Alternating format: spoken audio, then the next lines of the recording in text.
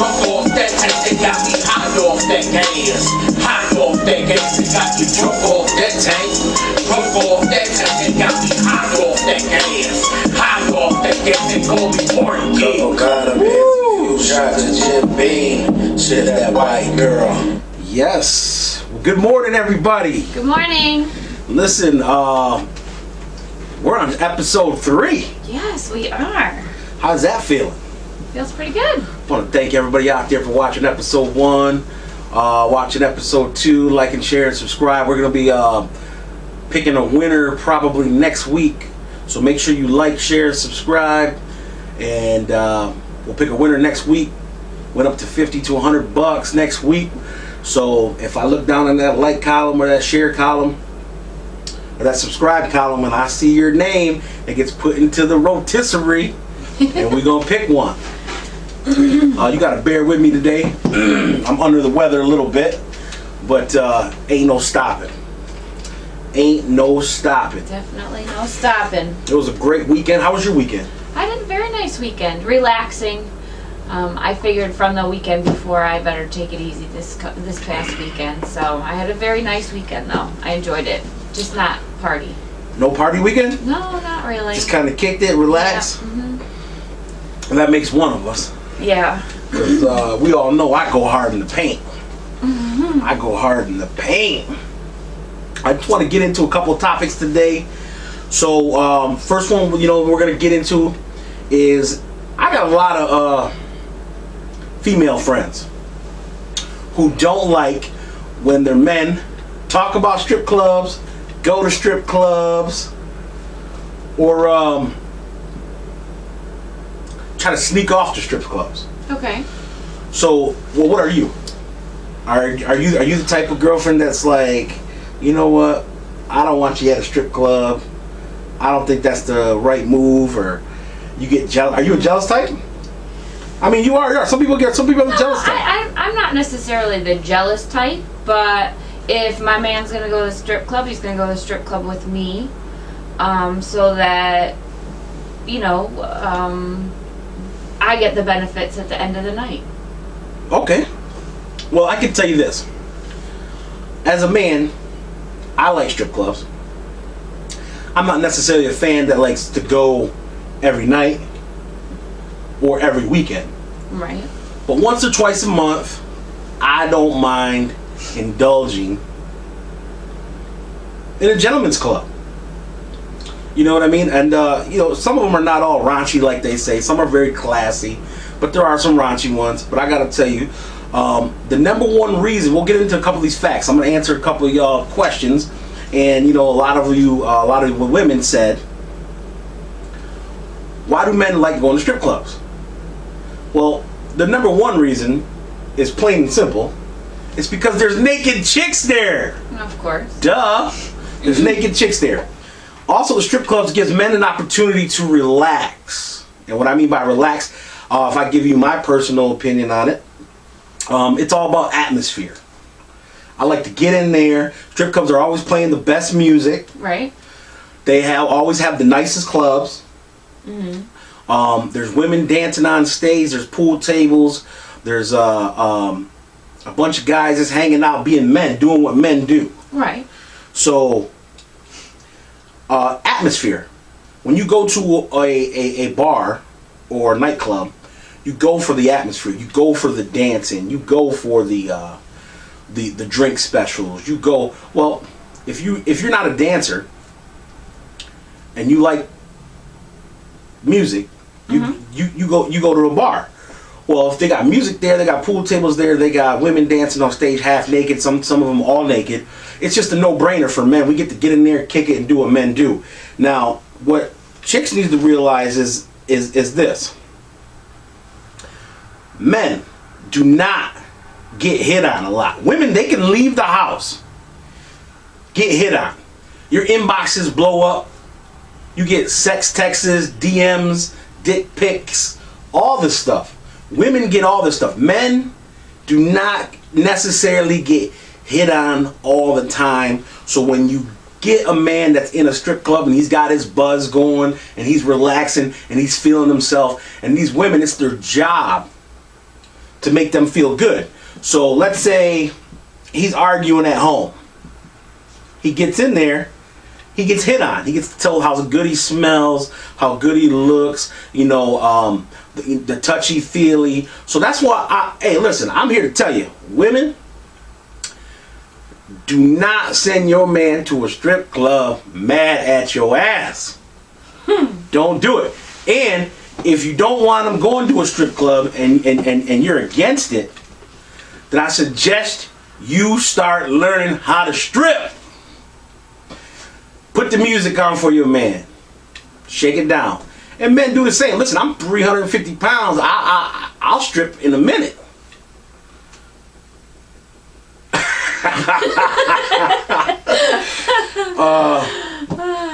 Yeah, shout out to Bruce Gaten. He knows I'll get butt naked in a minute.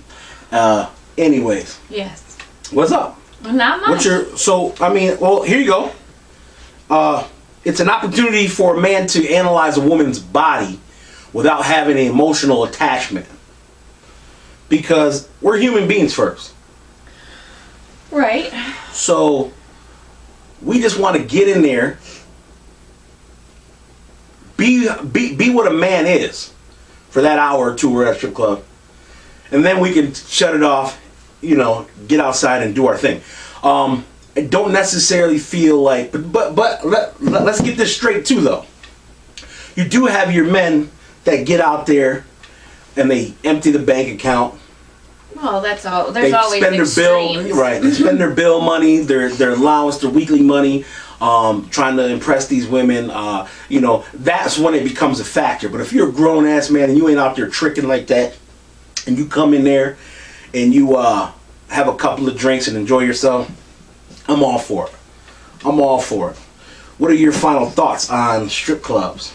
I like I said, I don't have. Have you ever been to a strip club? Yes, I've been to strip clubs. Have you ever been to a strip club with your girlfriends? Yes. Okay. And you ever been to a strip club with your man? Yes. Which one would you prefer? Tell the people, because if you've already did it both ways, you went with your girlfriends, you went with your man. Which one did you have more fun in? Well, I had fun with my girlfriends because, you know, when you always have fun, and when you're with a bunch of your friends. Yet I had as much fun with my man because we had a good time and we laughed and we enjoyed the environment. And then when we left the facility, you know, you got to finish what you started, so to speak. And so foreplay. If you go with your man, it can be considered foreplay. Yes. You get you both riled up, get you both revved up. Right. You get home. Right. Listen, and let me just say this before we end the topic of this. Sex is human nature.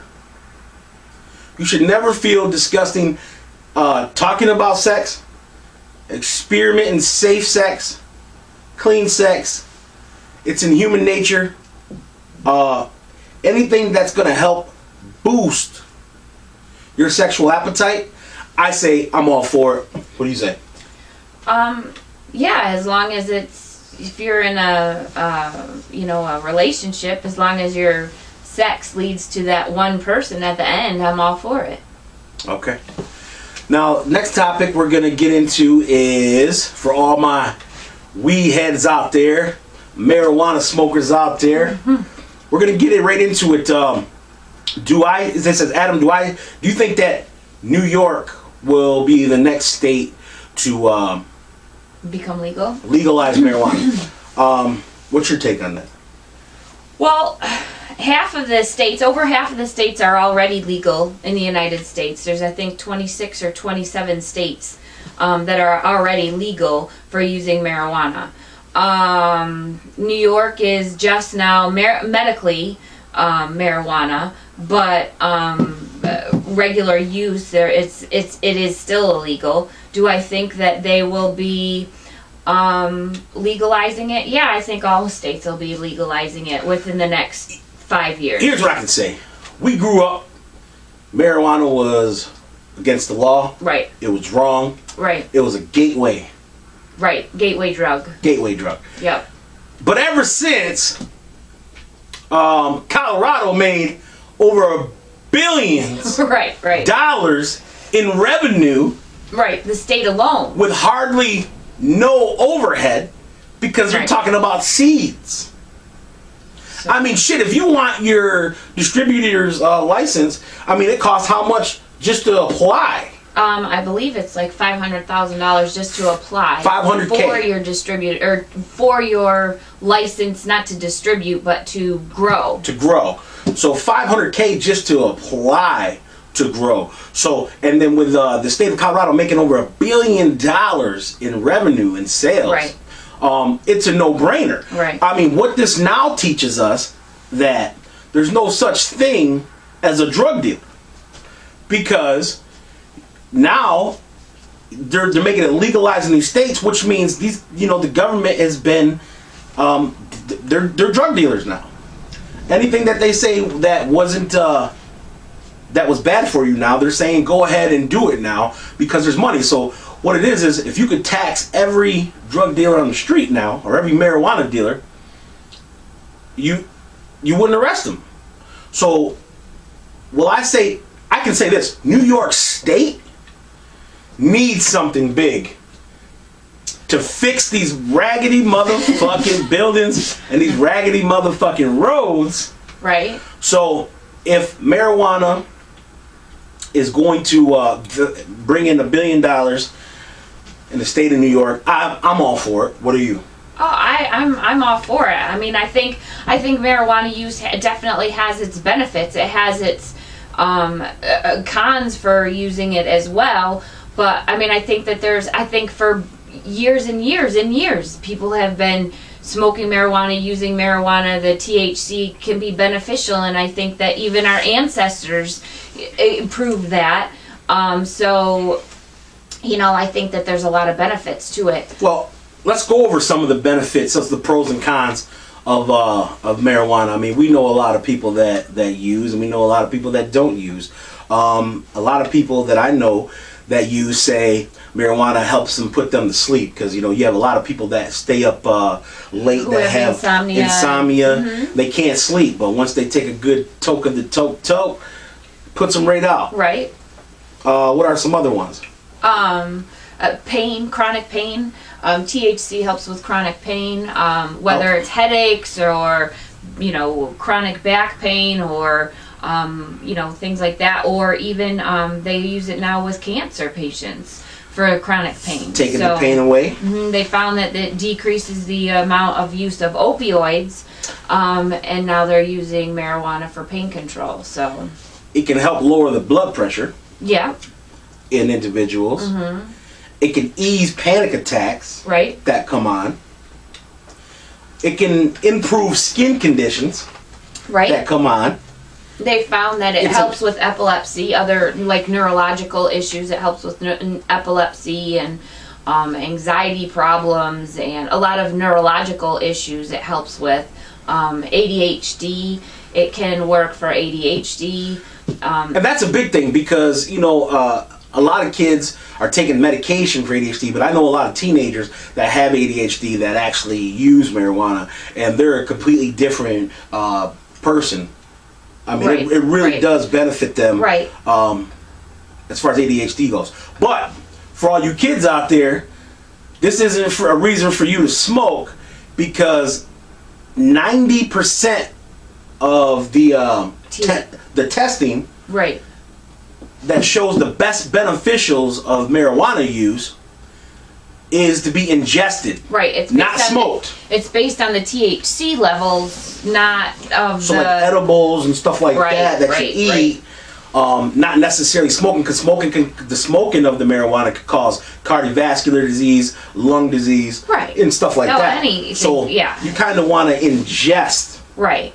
I mean, it definitely has its cons as well. I mean, marijuana use isn't, if it was that great, they wouldn't have banned it a long time ago. I mean, it has its its cons as well. It can, it harms your lungs. It can, you have increased cardiovascular disease from it. It decreases your response times.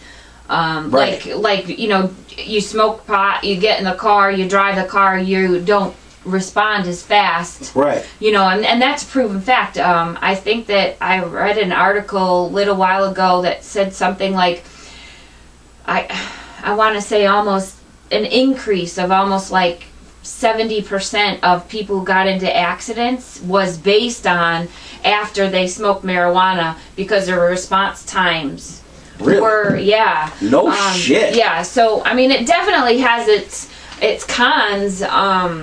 You know, where that is concerned. So Here's what I can say. If you can afford it and it helps you with pain or headaches or sleep or whatever your case may be, then I'm all for it. You know, just don't be driving like that. Just don't be, operating machinery like that. Something that can hurt somebody. But right. I'm all for it. What people do in their own home is not any of my business. Right. I mean, that's the way I look at it too. Like, if you do it in your own home, that's your business.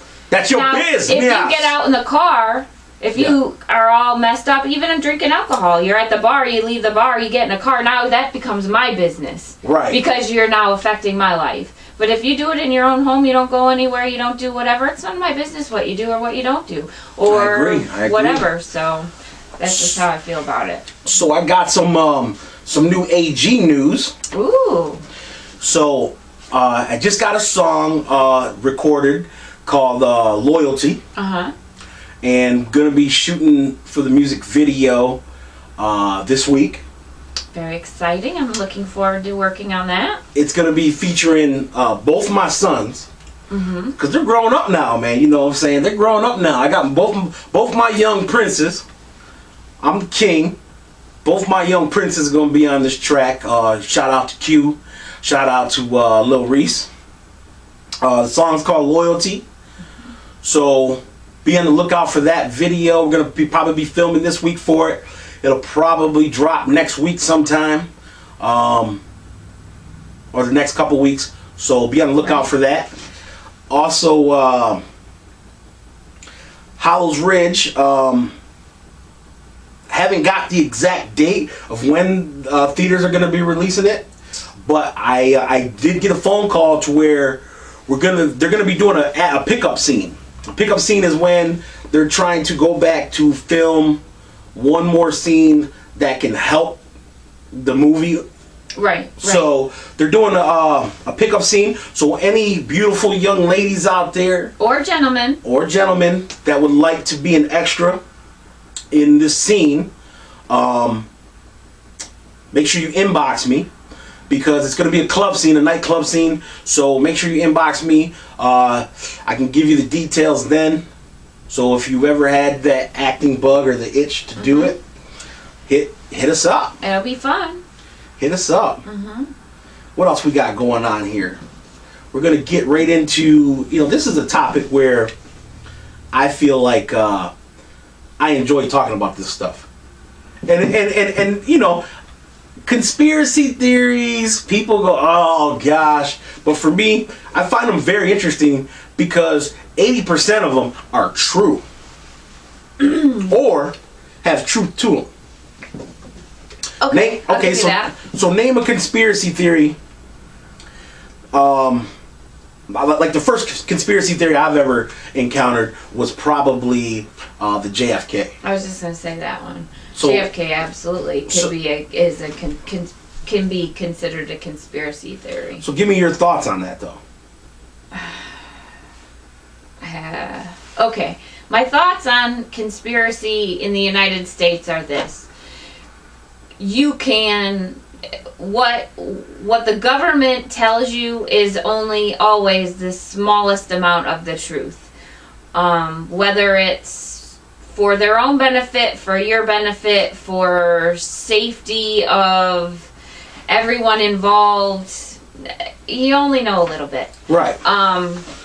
Can you make it into the government is terrible and, they always have bad intentions? Absolutely. Can you see it on the side of, you some people don't always need to know everything that there is to know, and so. Well. Here you go. Have you ever heard of the conspiracy theory called Project Bluebeam? No. No? No, I haven't. See, I've talked about it in some of my earlier songs and music and stuff. This is a very interesting topic, and here's where I wanna give you something. I want you to read this real quick, just to kind of bring you up on that. Just start from the top. Conspiracy theory, right there. Okay. So, well, go ahead and talk about it while I'm reading real quick. Well, I don't want that to shut off on you. Okay. You have to hold it right there. Project Bluebeam is something that it's a projector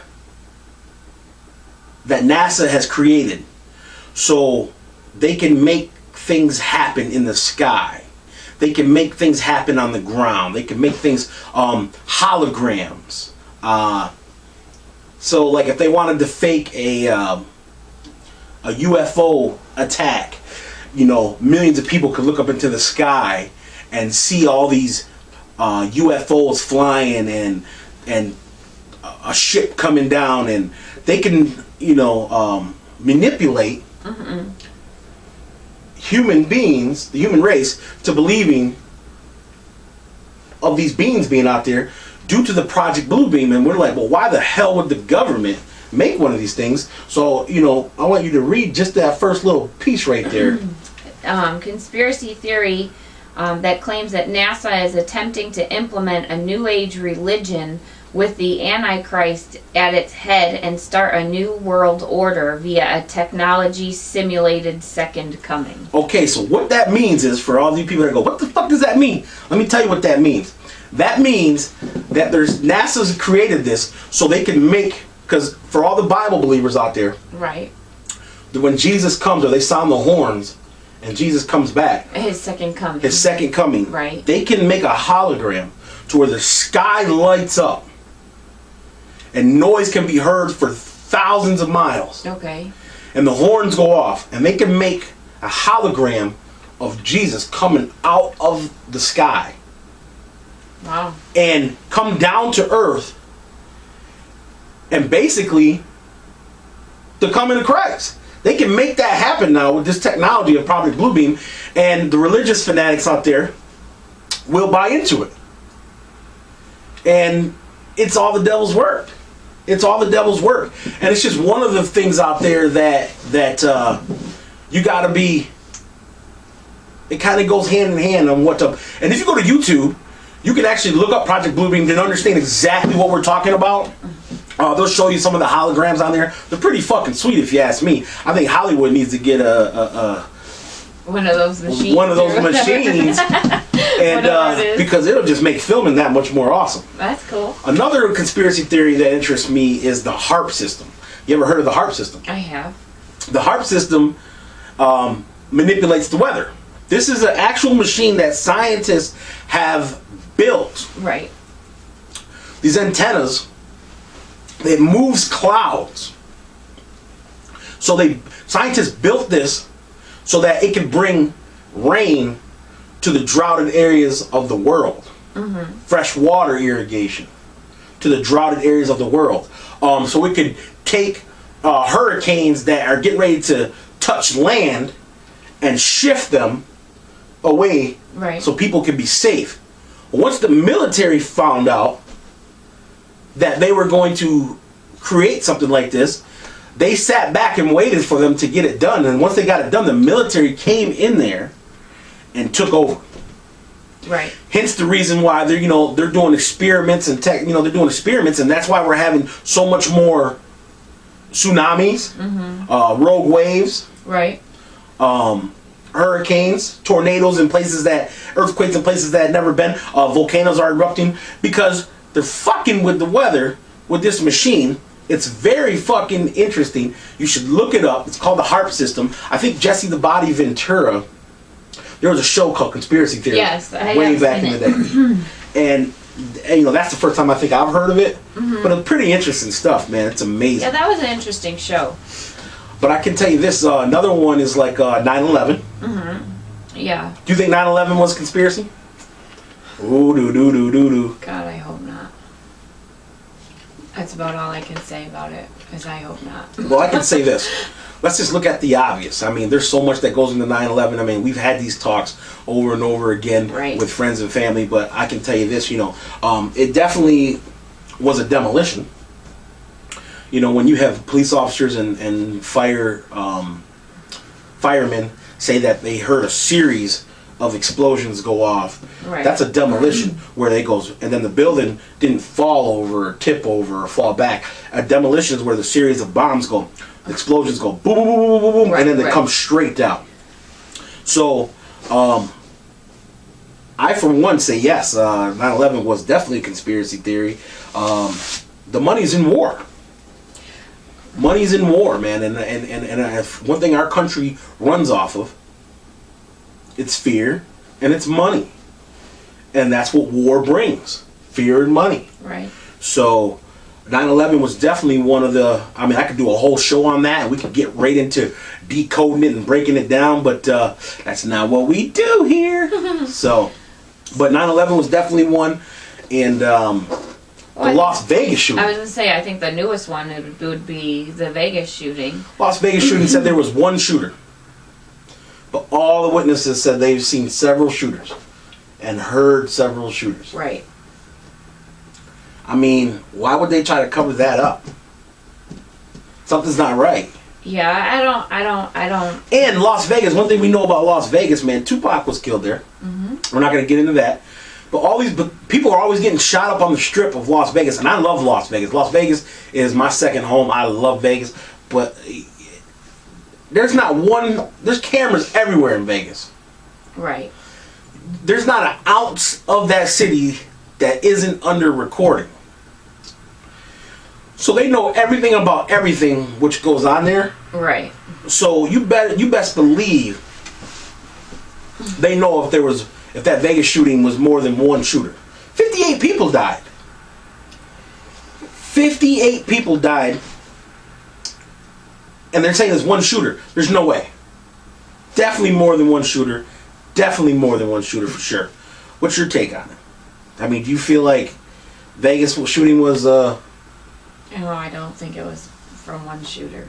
You don't? No. Well, that makes two of us. So I will say this though. To all you conspiracy theorists out there, hit us up, inbox us on stuff that you'd like to talk about.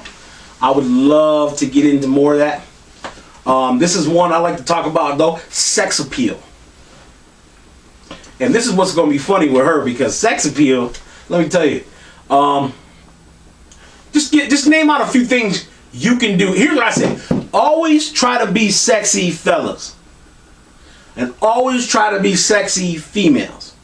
Listen, the last thing your partner wants is you farting on them. I mean, if you can't help it, then you can't help it. But listen, I gotta tell you something.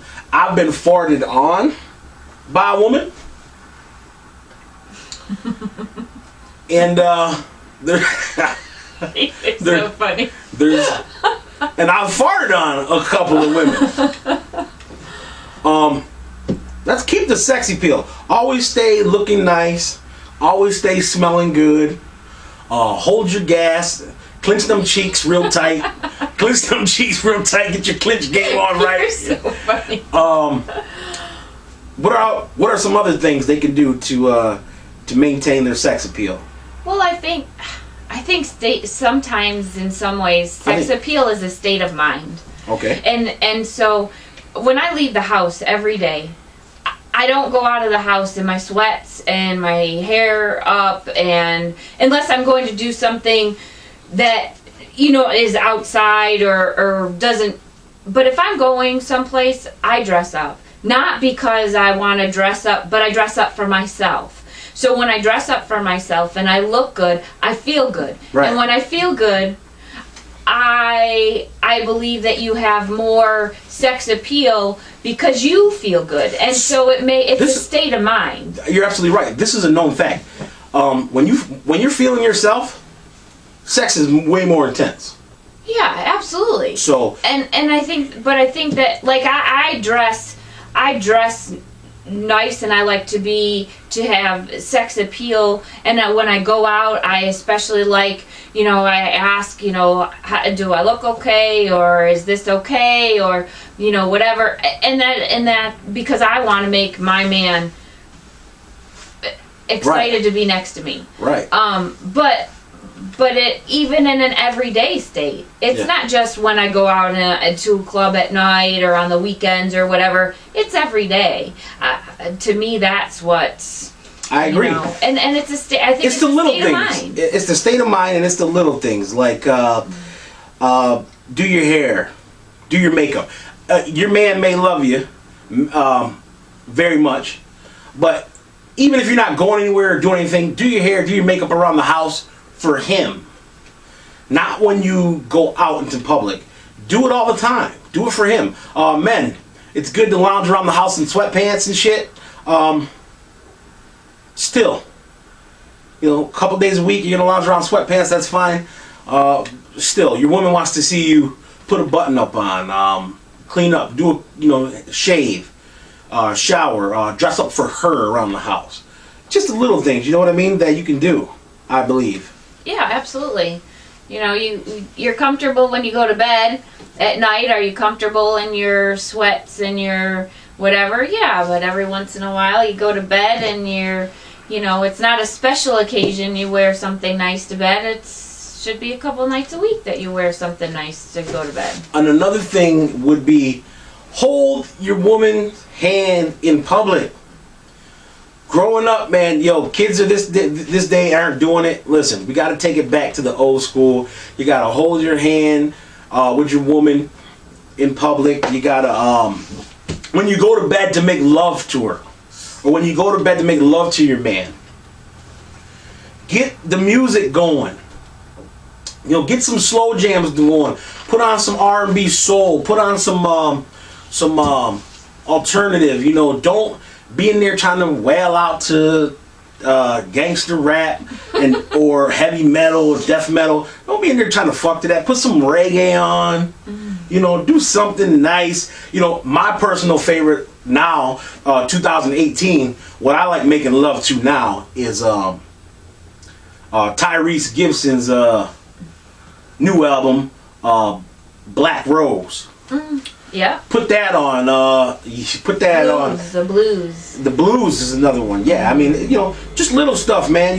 Times have changed, but still, man, that little stuff right there goes a long way. Keep your sex appeal up. Keep your sex appeal strong. Listen, you can be big, you can be small, tall, short. Doesn't matter. You can always have sex appeal, and you can always stay sexy, no matter what. It's up to you. That's right.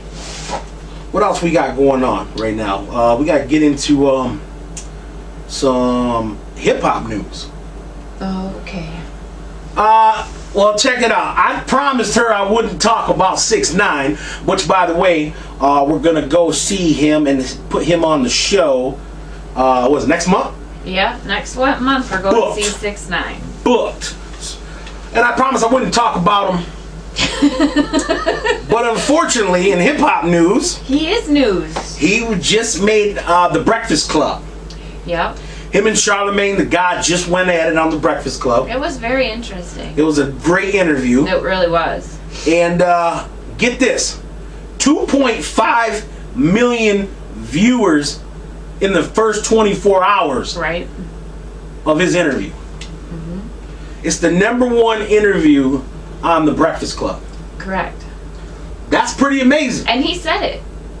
He said it in the beginning. He did. In the beginning of the interview on The Breakfast Club, he said, "Yo, Charlemagne, I'm telling you right now, I'm the hottest in the city, and this will be the #1 viewed interview of the history of The Breakfast Club." And they all laughed at it. And they did. They laughed at him. They said there was no way, and they laughed at him, and he proved him wrong. So not only did he break the record with 2.5 million views for an interview within less than 24 hours, he was independent. He just signed a deal for $15 million. So now that 21-year-old is now a millionaire. Big shout out to 6ix9ine, you're a millionaire. Keep it up, man. Hey, that's about pretty much for the hip-hop news we got right now. But we'll get right into last but not least, sports news. Yes. So for sports news, we're down to the final four for March Madness, and we'll get into that probably next week's show. Okay. But right now we're going to get into Dana White. Now check this out. Dana White is the UFC president. Correct. After the Conor McGregor went over from MMA to boxing, and they seen the piles of fucking money to be made in the boxing world, Right. Dana White now is promoting his own boxing league through the UFC. And it was just a matter of time Right. before he did so. But he didn't go after small potatoes. Dana White is going after big fish in the boxing industry.